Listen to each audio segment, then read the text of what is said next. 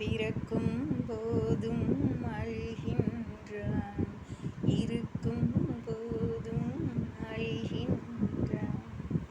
ஆமாங்க, பிறக்கிறப்பயே நம்ம அழுதுட்டு தான் பிறக்கணும். இறக்குறப்ப நம்ம அழுக மாட்டோம், நம்மளை சுற்றி எல்லாரும் அழுவாங்க. இந்த குறிப்பிட்ட காலம்தான் நம்ம வாழ்க்கை, தெரியுதுங்களா? இன்றைக்கி ஒரு விஷயத்தை பற்றி நம்ம பேசுவோம். ஒரு மனுஷன் இருக்கிறப்ப அவனோட அருமை யாருக்குமே தெரியாது, புரியுதுங்களா?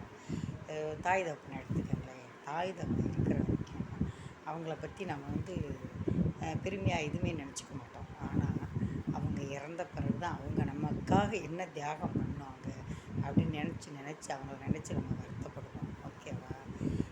எங்கள் அம்மாலாம் பார்த்திங்கன்னா சாப்பாடு எங்களுக்கு ஊட்டி விடுவாங்க, எல்லாத்துக்கும் விளைஞ்சி ஊட்டி விடுவாங்க. நாங்கள் 7 டிக்கெட் இருப்போம், 7 பேர்த்துக்குமே உணவு கொடுத்து அவங்க சாப்பிடாம இருப்பாங்க. அப்போ எங்களுக்கு தெரியாது, நமக்கு பயிர் நிறைஞ்சா போதும் அப்படின்னு தான் இருக்கும். ஆனால் இப்போ நினச்சா அவங்கள நினைக்க தோணுது, அப்போ நம்மளை காப்பாற்றின அம்மானால் ஒரு 50 வயசு கூட வாழ முடியலையே அப்படின்னு நினைக்க தோணுது. அம்மா நாங்களாம் இப்போ 50 தாண்டிட்டோம் இல்லையா, அதனால் அவங்க அப்படி நினைக்க தோணுது. இருக்கிறப்ப அவங்களோட அருமை நமக்கு தெரியாது. அதனால் நீங்கள் என்ன பண்ணுறீங்கன்னா, பெற்றவங்களை நல்லா பார்த்துக்கங்க எல்லாருமே, புரியுதுங்களா? அப்புறம் இறந்த பிறகு யோசித்து என்ன பிரயோஜனம், புரியுதுங்களா? இருக்கிறப்ப அவங்கள அருமை நமக்கு தெரிவதில்லை, ஆனால் அவங்க இறந்த பிறகு தான் அவங்க யாருங்கிற இது நமக்கு புரிய ஆரம்பிக்குது. அது இருக்கிறப்பே புரிஞ்சுக்கோங்க. பெற்றவங்க எப்பயும் நல்லது தான் செய்வாங்க, தெரியுதுங்களா?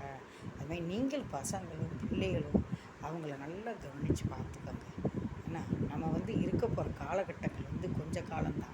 அப்புறமேட்டுக்கு நம்ம யாருமே நிரந்தரமாக அந்த பூமியில் இருக்க போகிறதில்ல.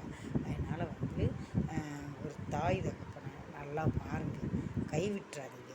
இந்த முதியோர் இல்லத்துக்கு அனுப்புறது, அவங்கள கவனிக்காமல் இருக்கிறது, இந்த மாதிரிலாம் இருக்காதீங்க. அவங்க சாப்பிட்டாங்களா, தூங்கினாங்களா, உங்களுக்கு உடம்பு எப்படி இருக்குது, இதெல்லாம் கேட்கணும் பிள்ளைங்க, புரியுதுங்களா? எனக்கெல்லாம் அந்த இதெல்லாம் இல்லை அப்போயெல்லாம். ஆனால் இப்போ தான் நமக்கு அம்மா பற்றி நினைக்கிறோம். நம்ம அம்மாக்கெல்லாம் கவனிச்சிருக்கணும். அதனால தான் நம்ம கண்டுக்காதனால தான் அவங்க கொஞ்ச நாள்லேயே நம்மளை விட்டு போயிட்டாங்க. இருந்திருந்தால் நமக்கு எவ்வளோ ஒரு உதவியாக இருந்திருக்குங்கிறது அவங்க போன பிறகு தான் நமக்கு தெரியுது. அது நம்ம அனுபவிக்கிறப்ப தான் அது தெரியுதுங்களா? அதனால் எல்லாருக்கும் சொல்கிறது அப்படி தான், நம்ம இருக்கிறது கொஞ்சம் காலம்தான். அந்த இடப்பட்ட காலத்தில் பெற்றவங்களை ஒரு நாளும் கைவிடாதீங்க. பெற்றவங்களை நல்லா பார்த்துக்கோங்க. அது வயசாகிடுச்சின்னு சொல்லி அவங்கள ரிஜெக்ட் பண்ணான்னு மட்டும் நினச்சிடாதீங்க, புரியுதுங்களா? சிறு துரும்பும் பல்குத்த உதவும், புரியுதுங்களா? அதனால் சொல்கிறேன், எல்லா அம்மா அப்பாவும் வயசாகணும் பார்த்துக்கணும், புரியுதுங்களா? என் பேத்தி பார்த்துக்கிட்டு இருக்கா, அஜம்மா என்ன சொல்கிறாங்க அப்படின்னு. சரிங்களா? அதனால் நான் என்ன சொல்கிறேன்னா, எனக்கும் தான் என்ன மாதிரி இருக்கவங்களுக்கு தான் சேர்த்து சொல்கிறேன். நான் பெற்றவங்களை எப்பயும் சாப்பிட்டீங்களா, தூங்குனீங்களா, உடம்பு நல்லா இருக்கா, இதெல்லாம் மகனுங்க விசாரிக்கணும் பிள்ளைங்க. அப்போ அவங்களுக்கு ஒரு சந்தோஷமாக இருக்கும், நம்ம பிள்ளை கேட்குறாங்களே, நம்மளை மறக்காமல் இருக்கிறாங்களே அப்படிங்கிற ஒரு எண்ணம் வரும். ஓகேவா? பிடிச்சிருந்தா லைக் பண்ணுங்கள், ஷேர் பண்ணுங்கள். நன்றி, வணக்கம்.